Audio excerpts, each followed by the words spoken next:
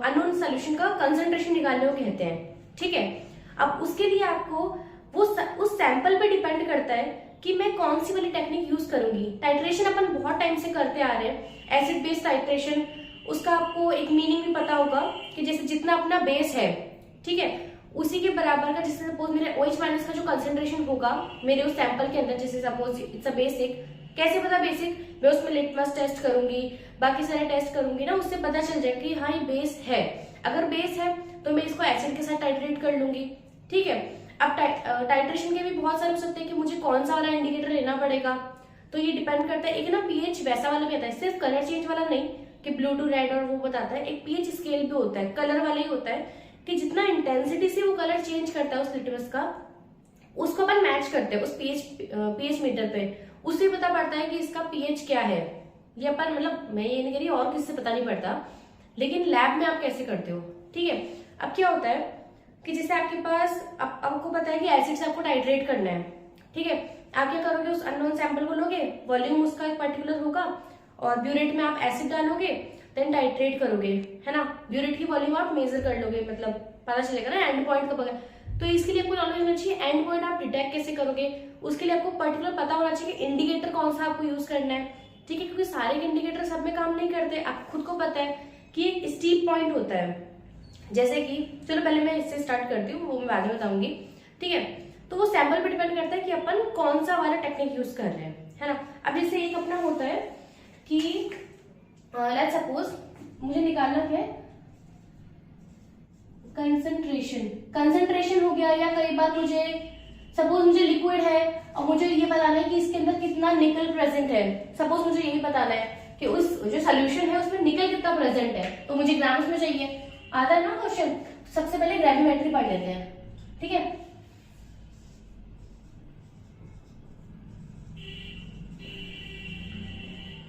Gravimetric analysis. हाँ, इसमें क्या होता है, जैसे सपोज करो निकल का कोई सॉल्ट है, ठीक है, निकल का हो गया, फिर बेरियम, ये अपन पढ़ते हैं निकल +2 या बेरियम +2, है ना। जैसे बेरियम है BaCl2 दे दिया अपन को, है ना। तो अपन क्या करेंगे, इसको टाइट्रेट करेंगे किसके साथ, H2SO4 के साथ।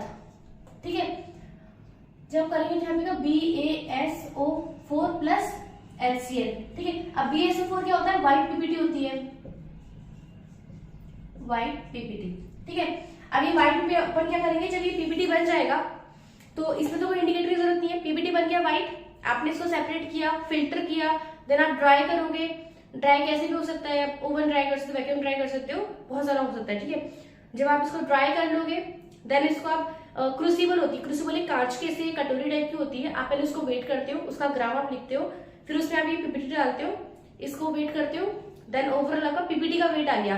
अब मैं कैसे बताऊंगी इसमें बेरियम कितना प्रेजेंट था, तो इसमें क्या होता है कि जैसे BaSO4 का मास मैं सपोज x मैंने लेट कर लिया x।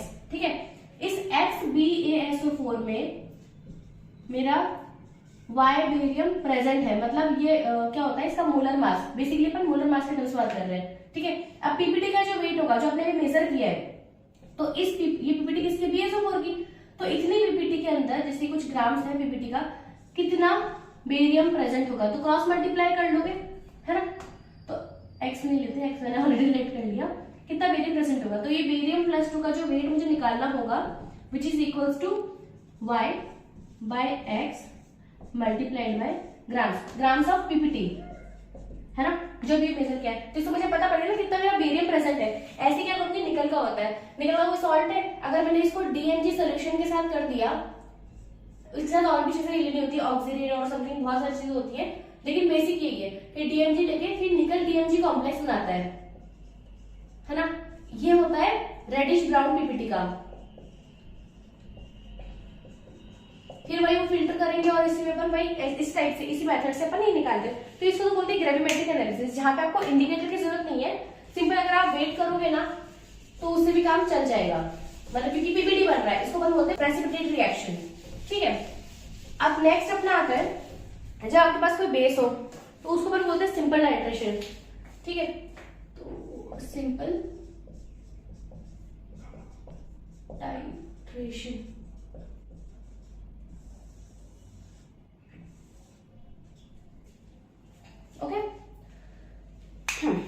सिंपल के लिए आपको इंडिकेटर का नॉलेज होना जरूरी है।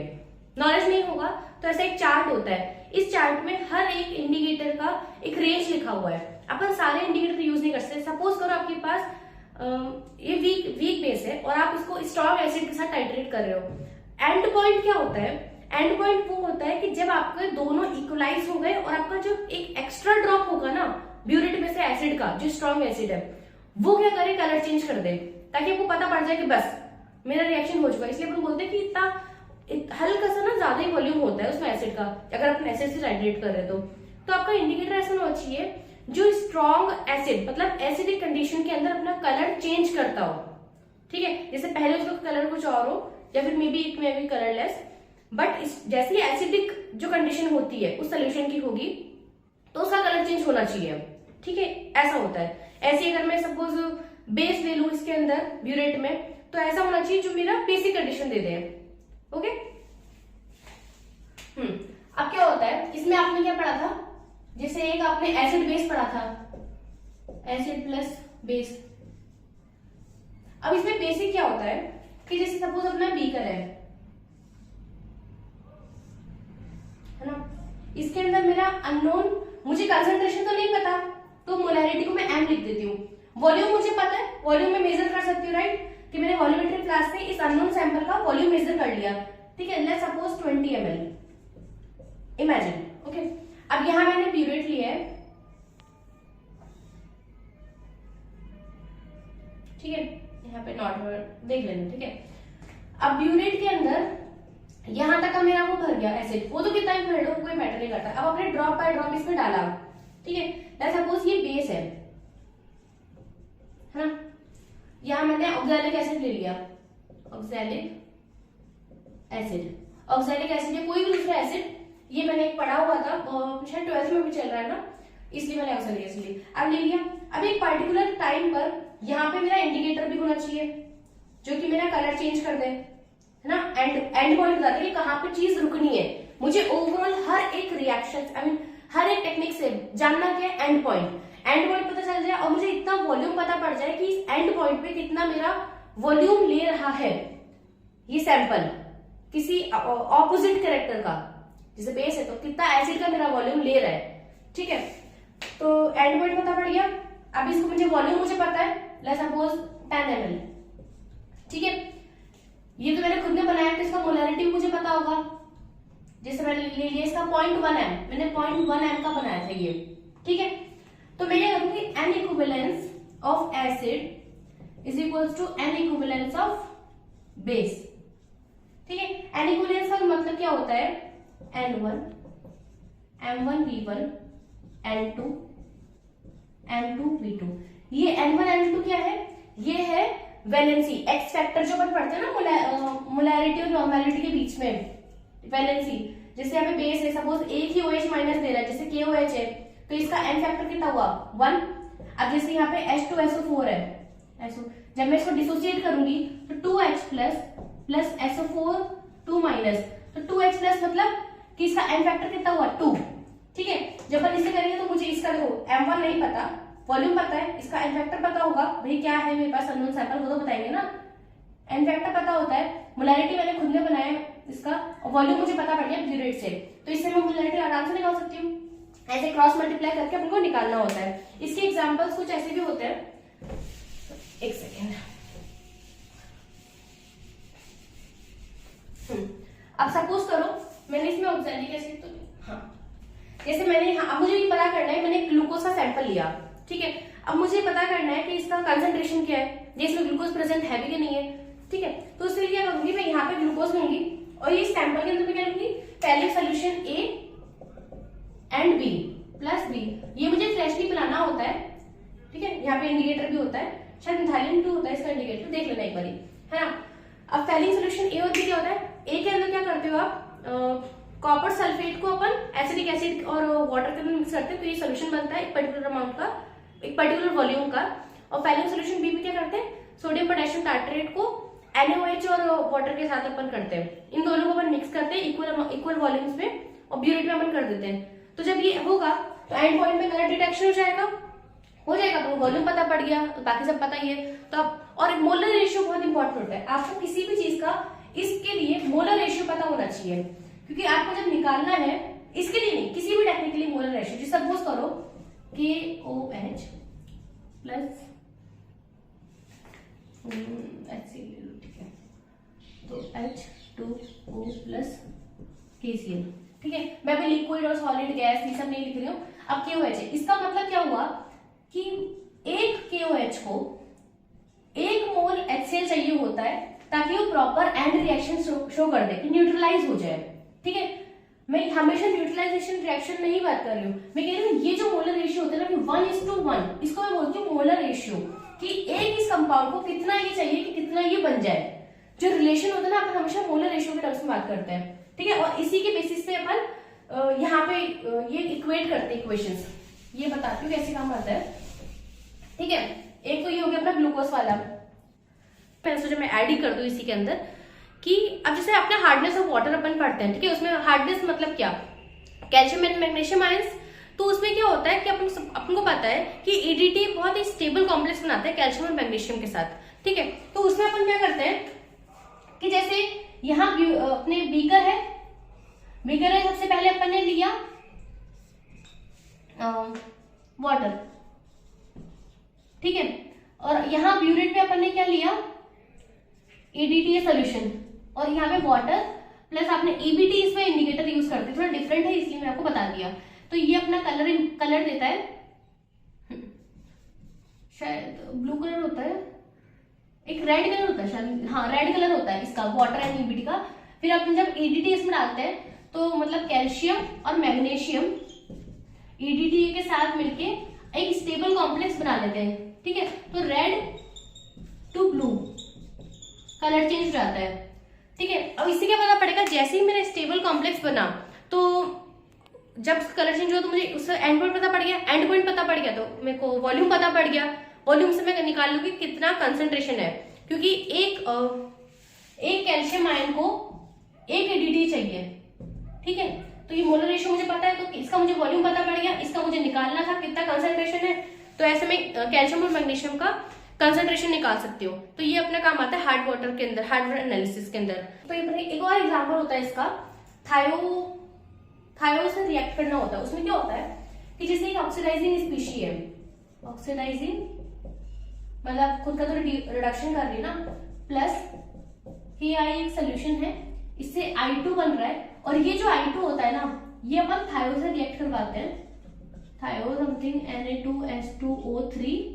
जब इसे रिएक्ट होता है तो यहाँ पे कलर चेंज होता है, आई थिंक पेल येलो, ठीक है। तो इसका अपन क्या बोलते हैं कि कितना, सपोज करो यहाँ पे H2O2 है या कोई भी ऑक्सीडाइजिंग स्पीशी, इसका जो बॉन्ड है ना ये इतना ही इक्वल होगा जितना I2 बना होगा, ठीक है। और I2 उतना ही रिएक्ट करेगा थायो से जितना एंड प्रोडक्ट होगा, और थायो का कंसंट्रेशन मुझे पता होता है, ठीक है। जैसे मेरा कलर चेंज होगा मुझे ये पता है कि कितना इस पे, मतलब ये मेरा ब्यूरेट के अंदर आ गया, ठीक है। अब क्या हुआ, जब इसका मुझे वॉल्यूम पता पड़ा तो सीधा सीधा मैं इसको इक्वेट कर लूंगी मेरे ऑक्सीडाइजिंग स्पीशी के साथ, तो मुझे मोलैरिटी पता पड़ जाएगी ऑक्सीडाइजिंग स्पीशी की, ओके। तो एक ये वाला होता है, इसमें शायद इसमें स्टार्च भी इंडिकेटर अपन लेते हैं, स्टार्च क्या होता है इस करके ब्लू कलर बनाता है, और फिर ये रिएक्ट करने के बाद पेल येलो हो जाता है। क्यों I2 खत्म हो गया, इट मींस ये, और I2 खत्म होने का मतलब क्या, रिएक्शन कंप्लीट हो गई। भाई I2 आया, मुझे कैसे पता पड़ा, चलो ठीक है इससे पता पड़ गया ब्लू कलर आया। अब मैंने I2 जब मेरा थायो से रिएक्ट करा, कलर चेंज हुआ, तो मुझे पता पड़ गया एंड रिएक्शन हो गई, एंड हो गई, इट मींस मैंने इसको इक्वेट कर दिया। इसको बोलते हैं आयोडोमेट्रिक, ठीक है, आयोडोमेट्रिक टाइट्रेशन इसको बोलते हैं ऑक्सीडाइजिंग स्पीशी वाले को, ठीक है। तो यहाँ मैं लिख देती हूँ आयोडोमेट्रिक, ठीक है। पता पड़ गया ना कि एक्सेस ऑक्सीडाइजिंग स्पीशी का जानने के लिए अपन करते हैं, ठीक बात है। अब नेक्स्ट अपना आता है पोटेंशियोमेट्रिक।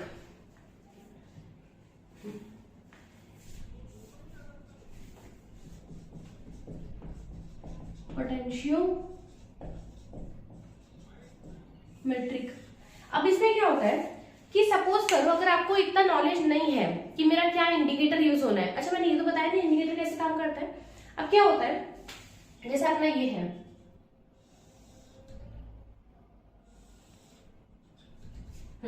यहाँ पे मेरा है पीएच, है ना, यहाँ पे है वॉल्यूम। लेट्स से कि ब्यूरेट के अंदर बेस है, वॉल्यूम ऑफ OH माइनस, ठीक है। क्या होता है, ये है अपना पीएच है 7। अगर आपके पास स्ट्रॉन्ग एसिड और स्ट्रॉन्ग बेस का टाइट्रेशन चल रहा है, तो स्ट्रॉन्ग एसिड मतलब पीएच बहुत कम होगा, यहां से स्टार्ट होगा, ठीक है। एंड पॉइंट मतलब अब एक भी अगर एक्स्ट्रा ड्रॉप गया OH माइनस का, तो जैसे NaOH है तो इसका पीएच ज्यादा ही होगा, ऑब्वियसली स्ट्रॉन्ग बेस है, तो इसके अराउंड यहाँ पे क्या होता है, स्टार्टिंग में एसिड है और इक्विवेलेंस पॉइंट पे स्टीप आता है। अब इस कर्व का मतलब क्या हुआ, इस कर्व का मतलब ये है, देखो कभी भी पीएच जो है ना वो नंबर ऑफ आयन्स या नंबर ऑफ मोल्स पे डिपेंड नहीं करता। अगर मैंने इतना सा NaOH लिया या मैंने बाल्टी भर के NaOH लिया, उसका पीएच सेम आएगा, इतना मानते हो, ठीक है। रिएक्शन चल रही है, यहाँ पे क्या है, पीएच मेंटेन्ड है, ठीक है। यहाँ पे पीएच किसकी वजह से, एसिड की वजह से, क्योंकि अब तक पूरा एसिड न्यूट्रलाइज हुआ ही नहीं है, और थोड़ा सा भी H+ है, इट मींस वही रहेगा, ठीक है। और जैसे से अब बिल्कुल एंड पॉइंट आने पे तो एकदम से पीएच राइज हुआ, इसको बोलते हैं स्टीप पॉइंट, स्टीप कर्व, ठीक है। तो ये स्टीप जाता है, और जैसे एक भी एक्स्ट्रा गया OH माइनस का, तो ये अपना ये वाला पीएच आ जाएगा।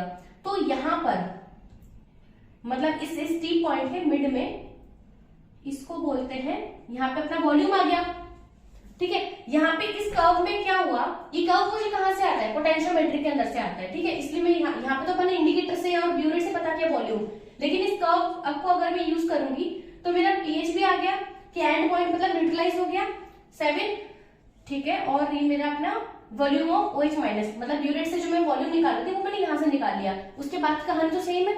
तो ये होता है मेरा कब, जब मेरा स्ट्रॉन्ग एसिड और स्ट्रॉन्ग बेस का हो। ये मेरा स्ट्रॉन्ग बेस है, ये मेरा स्ट्रॉन्ग एसिड है, ठीक है। सपोज मेरा वीक एसिड है, अब मेरा जो पीएच होना चाहिए ना, वो सॉरी जो मेरा इंडिकेटर होना चाहिए वो इस स्टीप पॉइंट पे, मतलब इतने जो है ना इसका रेंज, ये वाली जो रेंज है, ये वाली, इस रेंज में काम करना चाहिए, मतलब इतनी पीएच में यहां से यहां तक, ये मेरी होती है इंडिकेटर की रेंज, ठीक है। यहाँ पे कनेक्शन होना चाहिए, ठीक है।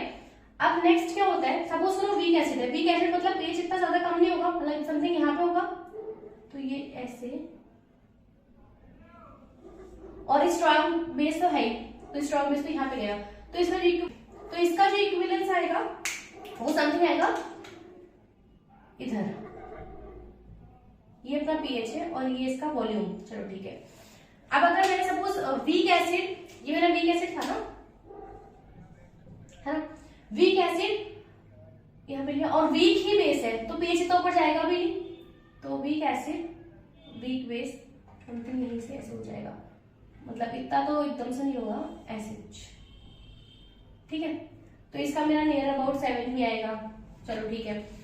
और ऐसे अगर मैं सपोज यहाँ पे बात करूँ कि मैं ब्यूरेट के अंदर ही एसिड ले रही हूँ, यहाँ पे पीएच है, यहाँ पे वॉल्यूम ऑफ H+ चल रहा है, मतलब एसिड ले रही हूँ ब्यूरेट के अंदर, है ना, तो यहाँ पे भाई स्टार्टिंग क्या होगा, बेस है ना, तो ये समथिंग ऐसे कुछ कर्व आएगा, ठीक है। तो ये जो रेंज होती है ना इस स्टीप पॉइंट की, वहां पे आपका लाई करना चाहिए। जैसे वीक एसिड के उस केस में था, वीक एसिड और स्ट्रॉन्ग बेस, तो मेरा समथिंग बेसिक मीडियम में कलर चेंज करना चाहिए, तो अपन ऐसा लेते हैं, ठीक है। तो ये सब तो हो गया कि इंडिकेटर कैसे लेना है। अब सपोज मुझे इतना नॉलेज नहीं है ना, या फिर मुझे इतना देखना ही नहीं है कि भाई कौन सा क्या इंडिकेटर, कैसे कलर चेंज और ये सब, तो मुझे ग्राफ ज्यादा इजी लगा वॉल्यूम को आइडेंटिफाई करने के लिए, तो इसके लिए है पोटेंशियोमेट्रिक टाइट्रेशन। इसमें क्या होता है ना कि एक होता है मेरा रेफरेंस इलेक्ट्रोड और एक होता है इंडिकेटर इलेक्ट्रोड, इंडिकेटिंग इलेक्ट्रोड, ये दोनों इलेक्ट्रोड होती है, ठीक है। आई होप कि कोई तो पता है इलेक्ट्रोड कौन सी होती है। अब इसके अंदर क्या होता है, Hg2Cl2, ये ना वो कैलोमल इलेक्ट्रोड, इसको अपन रेफरेंस की तरह यूज करते हैं, इसका E0 अपना कांस्टेंट रहता है, ठीक है। अब इंडिकेटर में अपन क्या यूज करते हैं, जैसे अपना AgCl, KCl, है ना। इसमें क्या होता है कि जैसे बल्ब होता है,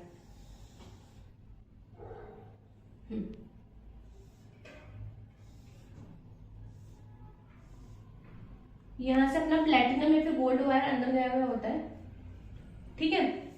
और इसके यहाँ पे एक मेम्ब्रेन होती है, एक ऐसी मेम्ब्रेन जो आयन सिलेक्टिव होती है, मतलब कि एक मिनट, हाँ, इसमें क्या होता है, ऐसे पोर्स होते हैं कि एक पर्टिकुलर आयंस को वो अंदर आने देती है ना, और लेकिन बाहर नहीं जा सकते ना, मतलब ऐसा नहीं कि सारे उसमें, और यहाँ पे भरा हुआ होता है KCl, ये है KCl, ठीक है। हाँ, इसका पीएच मेंटेन है अभी 7, जब मैंने इसको स्टैंडर्ड पे किया हुआ है सब कुछ यहाँ पे। अब इसको मैंने ले लिया अपने अननोन सोल्यूशन के अंदर, मतलब ये जो बीकर ना, बीकर के अंदर इसको डाल देती हूँ मैं, ठीक है। मैंने बीकर में इसको डाल दिया, और ब्यूरेट मेरा चल रहा है एसिड, तो यहाँ पे है बीकर में, ब्यूरेट में चल रहा है बेस, यहाँ पे H+ है। तो क्या करता है कि ये H+ यहां से एक्सचेंजेबल है, यहाँ पे तो KCl है, और यहाँ अब क्या होता है, ये जो ग्लास वाला, ये है ग्लास इलेक्ट्रोड, ठीक है। ये जो पर्टिकुलर बना हुआ होता है ना, तो ये Na2O plus CaO plus SiO2, SiO2 सब समझ गए होंगे कि क्वार्ट्ज को बनाने में काम आता है। Na2O CO, इसका अपन कॉम्बिनेशन लेते हैं परसेंटेज से, 21% Na2 हो गया, ये अपना 70% समथिंग हो गया, ऐसे कुछ। तो इसमें क्या होता है, Na+ आयंस होते हैं इस ग्लास इलेक्ट्रोड के अंदर, तो Na+ आयन बाहर आ जाते हैं, Na+, ठीक है। ये अपना चेंज होता है, इसको होता है, ये अपना चेंज होता है इसमें मेम्ब्रेन के थ्रू, कि H+ जो मेरा उसमें था, अब H+ मेरा अंदर गया, इट मींस मेरा पीएच वेरी कर जाएगा, अंदर का पीएच वेरी करेगा, तो यहाँ पे EMF चेंज हो जाएगा, ठीक है। ये सब आपने उसमें इलेक्ट्रोकेमिस्ट्री के अंदर पढ़ा होगा। जब यहाँ पे कंसंट्रेशन चेंज हुई H+ की, इससे पीएच चेंज हुआ, तो इससे मुझे ग्राफ के अंदर चेंजेस पता चलेंगे, ठीक बात है ना। अब यहाँ पे चल रहा है मेरा पीएच, यहाँ पे चल रहा है वॉल्यूम, ओके। अब यहाँ पे पीएच चेंज की वजह से, नहीं EMF ना, चलो मैं बात करूंगी, तो पीएच अपना EMF के जैसे अपना काम कर जाता है, EMF, ओके। अब क्या हुआ कि जैसे जैसे मैंने बेस डाला, H+ जो मेरा अंदर गया था वो बाहर आएगा, बाहर आके रिएक्ट करेगा, ठीक है।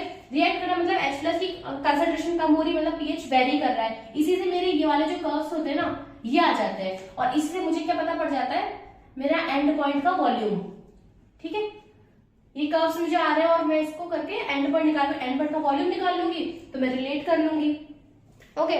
तो ये सब होता है। इसका मुझे एक और बेनिफिट क्या मिलता है कि सपोज करो मैंने लिया weak acid, sorry polyprotic acid, weak acid और प्रिंसिपल में बता चुकी हूँ। एक मैंने लिया यहाँ पे OH- की कंसंट्रेशन, ठीक है। एक मैंने लिया पॉलीप्रोटिक, पॉलीप्रोटिक का मतलब ये होता है कि एक ही एसिड है, वो अपने आप में 2-3 बार रिएक्ट कर रहा है बेस से, है ना। तो ये सब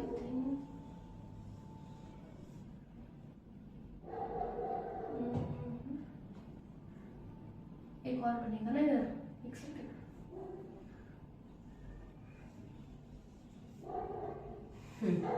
अब क्या होता है, ये जो वॉल्यूम है यहाँ ये होता है 4.7, जैसे सपोज करो मैंने लिया H3PO4 विद OH माइनस, तो इसने क्या किया, पहले एक H अपना दिया, तो निकाला क्या H2PO4 माइनस, तो ये जो है ना यहाँ पे मेरा क्या बना है H2PO4 माइनस, ठीक है। अब इसी ने वापस से OH माइनस से रिएक्ट किया, तो HPO4 2 माइनस, तो यहाँ पे जो ये है ना स्टीप पॉइंट, ये मेरा वॉल्यूम किसका है HPO4 2 माइनस का, ये आता है समथिंग 9.6। फिर एक और मतलब इसने लिया, क्योंकि ये पॉलीप्रोटिक है ना, एक ही ले रहा है, समथिंग 12 के अराउंड होता है इसका पीएच, ठीक है। और यहाँ पे मेरा क्या बना PO4 3 माइनस, एंड में जब इसने किया तो एक और H+ दे दिया PO4 3 माइनस और रिएक्ट कर गया, है ना। अब क्या होता है, जब आपको एक पर्टिकुलर वॉल्यूम्स पता पड़ गए, एक ही पॉलीप्रोटिक के अंदर आपको जब पर्टिकुलर वॉल्यूम पता पड़ गए, है ना, जब वॉल्यूम पता पड़ गया तो आप इन पर्टिकुलर की कंसंट्रेशन निकाल सकते हो, सीधी बातें निकाल सकते हैं ना। मुझे एक पर्टिकुलर इसका वॉल्यूम पता पड़ गया, इसका मोलैरिटी पर कितना ये रिएक्ट कर रहा है, उसके बाद जो वो बना, तो इनकी जब कंसंट्रेशन पता पड़ गई, अपन ने रिएक्शन की इक्वेशन पढ़ी होती है, pH = pKa plus log conjugate ion concentration upon acid concentration, ठीक है।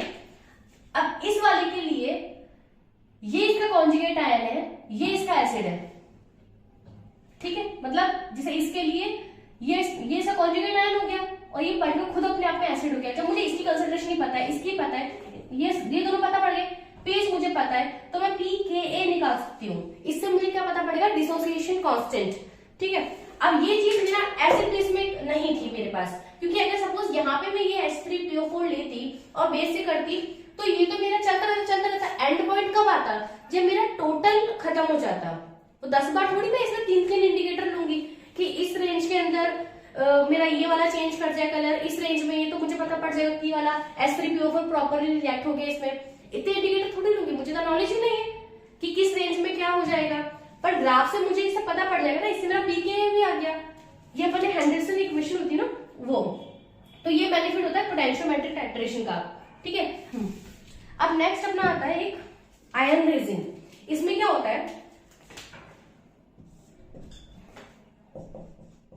आयन रेजिन, इसका ज्यादा तो डेप्थ करने की जरूरत नहीं है। इसमें क्या होता है, सपोज KCl अपना सैंपल है ना, KCl सोल्यूशन है, तो यहाँ पे ना ऐसे होता है लंबा सा कॉलम टाइप, इसमें ना बहुत सारे आयंस होते हैं। अब ये रेजिन डिपेंड करती है कि कैटायनिक है या फिर एनायनिक है, कुछ भी हो सकती है। कैटायनिक का मतलब कि कैटायंस इसमें एक्सचेंज करेंगे, और इट मे बी एनायनिक।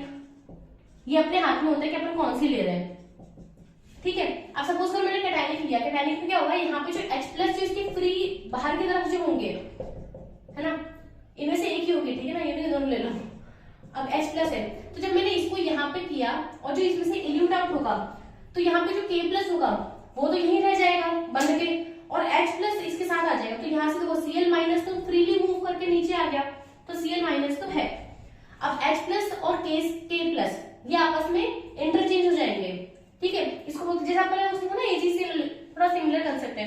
तो यहाँ पे HCl अपना इल्यूट होगा, और कितना HCl इल्यूट होगा उतना ही मेरा KCl होगा। तो यहाँ से अपन ने मोलर रेशियोज को मतलब मोलर रेशियोज के हेल्प से अपन ये कर सकते हैं, रिलेट कर सकते हैं कि 1 मोलर रेशियो मतलब 1:1 का रेशियो चल रहा है, जितना HCl निकलेगा उतना ही मेरा KCl होगा। तो इससे अपना एक रिलेशन बैठ गया। तो ये अपना होता है आयन एक्सचेंज रेजिन के अंदर, ठीक है। एक अपना होता है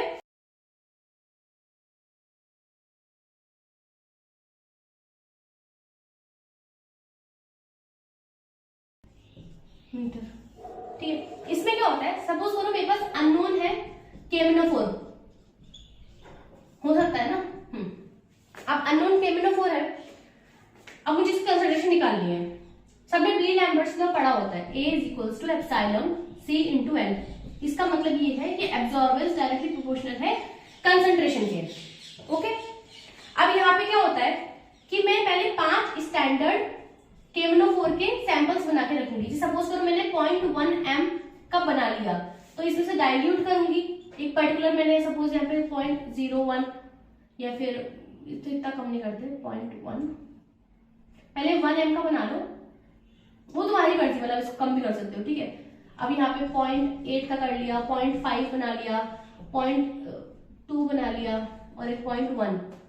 मैंने ये अलग अलग खुद ने बना ली KMnO4 के स्टैंडर्ड सॉल्यूशंस। कैसे बनाओगे, जैसे 0.1 m मैंने यहाँ पे बना लिया है 1 मोलर KMnO4, वॉल्यूम मैंने इसका लिया 10 ml।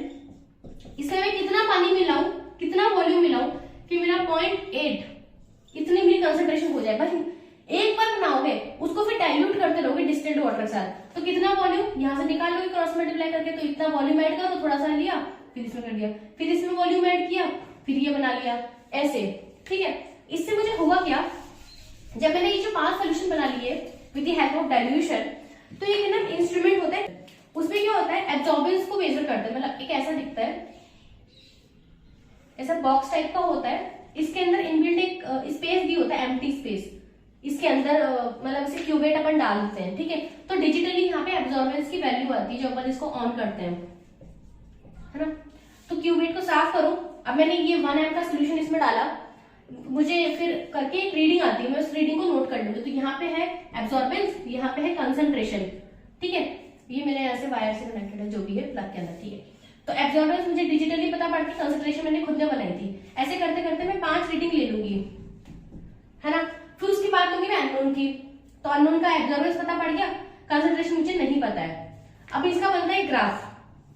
जब मैंने ग्राफ बनाया एब्जॉर्बेंस और कंसंट्रेशन का, ऑब्वियसली ये एक स्ट्रेट लाइन आनी चाहिए, नहीं आ रही है तो कुछ गड़बड़ किया है आपने, आपका इससे ये कैलिबर नहीं है, कैलिब्रेट नहीं हुआ है। जब ये स्ट्रेट लाइन आएगी उसमें से जब एक अननोन सोल्यूशन जब मैंने लिया है, ठीक है, इसका एब्जॉर्बेंस तो मुझे पता है, जब मैं इसको एक्सट्रापोलेट करूंगी तो यहाँ से मुझे कंसंट्रेशन पता पड़ जाएगी, इसको बोलते हैं कैलोरीमीटर वाला, ठीक है। इसके लिए कब मैं यूज करूंगी, जब ऐसी कोई चीज जो एब्जॉर्ब करती हो, ठीक है। पॉलीमर्स वगैरह एब्जॉर्ब नहीं करते हैं, उसका बहुत सारे अपने होते हैं बी लैम्बर्ट्स लॉ के अकॉर्डिंग, जो एब्जॉर्ब करता हुआ डाइल्यूट सोल्यूशन होना चाहिए। मैंने यहाँ पे गलत लिया, 1m नहीं लिया चाहिए, हमें बहुत डाइल्यूट सोल्यूशन होते हैं, तो जैसे 0.1 0.001 ऐसे डाइल्यूट सोल्यूशन लेने होते हैं आपको, बी लैम्बर्ट्स को कहता है ना। तो जितने भी मैंने जो पढ़ा है ना, उसको यूज करने के लिए, यूज करना भी आना चाहिए, और यूज करने के लिए पहले आप उसका क्राइटेरिया भी पढ़ो। कलर सोल्यूशन नहीं होना चाहिए, क्योंकि स्कैटरिंग ज्यादा होती है ना, उसका अपना अपना टॉपिक है। खैर, इससे आपको पता पड़ गया केमिनो को कैसे निकाला। एक अपना आता है कंडक्टोमेट्रिक,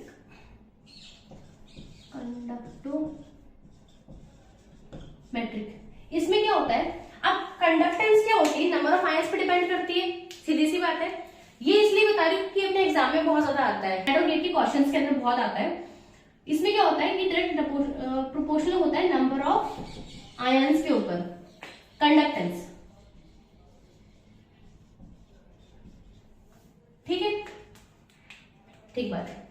अब इसमें क्या होता है, सपोज करो आपने एसिड लिया, यहां से आप बेस डाल रहे हो, है ना, ये अपना बेस है, ये एसिड है, कैसा भी है। अब यहाँ पे है कंडक्टेंस, यहाँ पे है volume, volume of base, burette में जो भी है, ठीक है। अब इसका जो ग्राफ आएगा वो अकॉर्डिंग टू कंडक्टेंस आएगा। यहाँ पे सपोज करो 5 H+ आयंस प्रेजेंट है, होता नहीं कभी ऐसे, बहुत मॉलिक्यूल्स होते हैं, और यहाँ पे 5 ही मैंने OH- लिए, आपस में न्यूट्रलाइज कर लिए। तो जैसे जैसे एक एक ड्रॉप मेरा इसमें ऐड होगा, कंडक्टेंस एक पर्टिकुलर पहले होगी H+ की वजह से, ये pH नहीं है, ये H+ है, H+ की कंडक्टेंस है, कुछ होगी।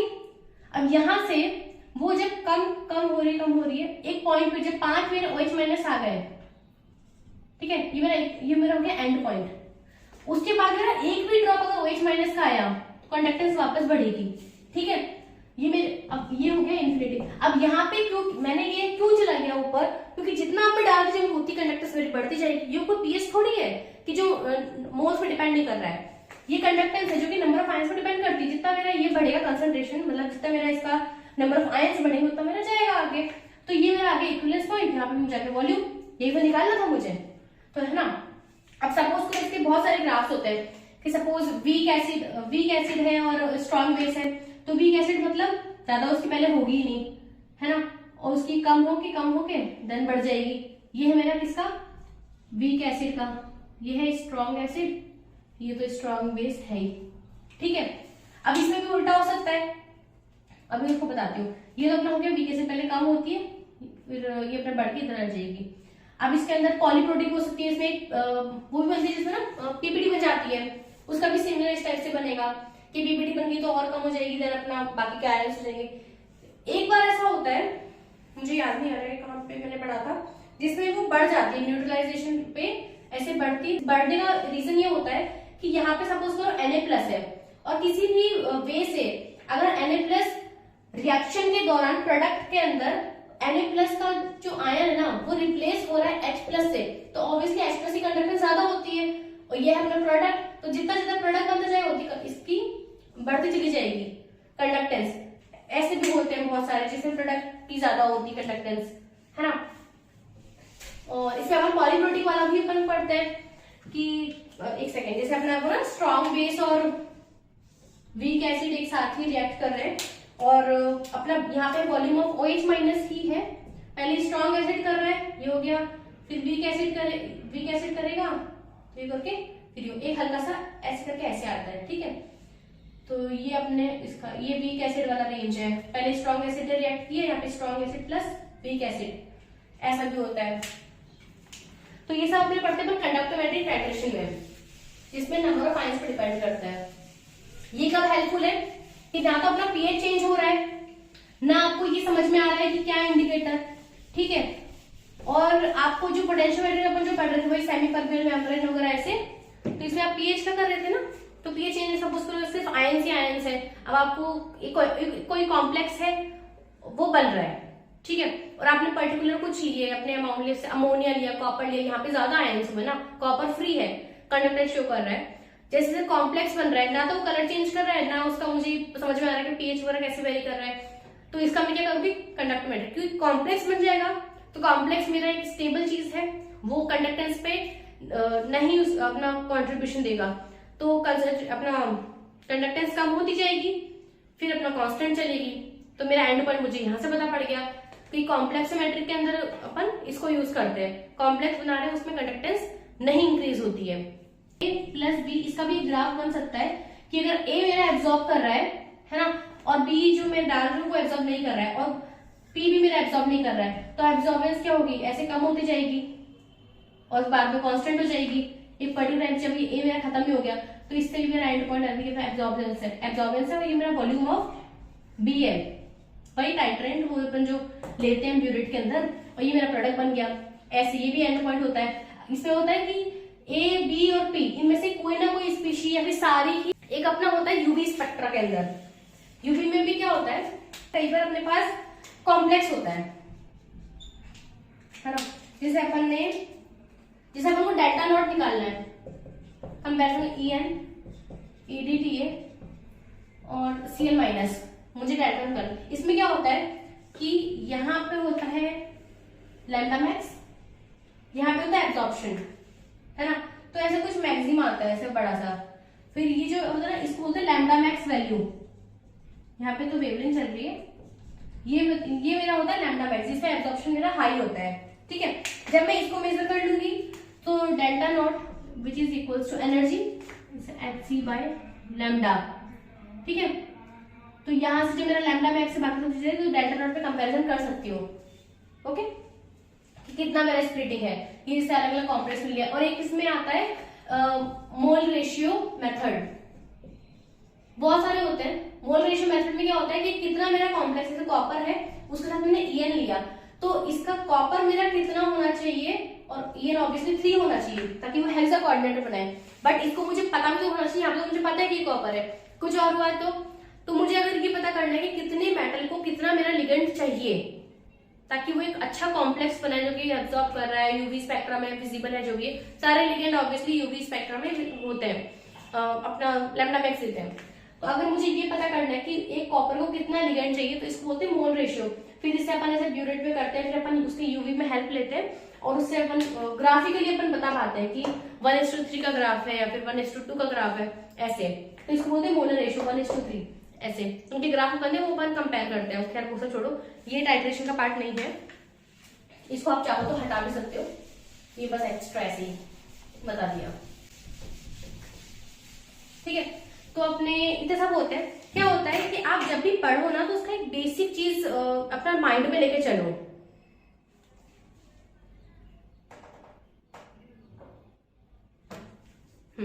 इसे बोलते हैं जब भी आप पढ़ो आप उसका बेसिक चीज समझो कि आप अल्टीमेटली निकाल के आ रहे हो। इससे क्या होगा ना कि जब भी आप लैब में काम करोगे आपको एक नॉलेज होगा कि मुझे क्या चीज यूज में लेनी है, और अगर सपोज आपके पास कुछ भी नहीं है तो आपका माइंड एक रफ की तरह काम करेगा कि आपके पास चलो कुछ भी नहीं है बट मुझे निकालना है, मुझे ये निकालना था तो मैं क्या अप्लाई करूंगी, मैं ये निकाल लूं। तो उससे क्या मतलब ना सोचने की पावर बढ़ती है, बेसिक चीजों को समझोगे तो कि आप इन सब से निकाल क्या रहे थे। Okay, so thank you so much for watching, और कुछ भी डाउट हो तो प्लीज बताना। और ठीक है, मेरा बस काम यही है कि मैं आपके लिए चीजों को इजी करूं। मुझे जो लगा कि मैं चीजों को जैसे समझती हूँ मैं वैसा आपको बता सकूं बस, सो मैं ऐसा समझती हूँ। So thank you.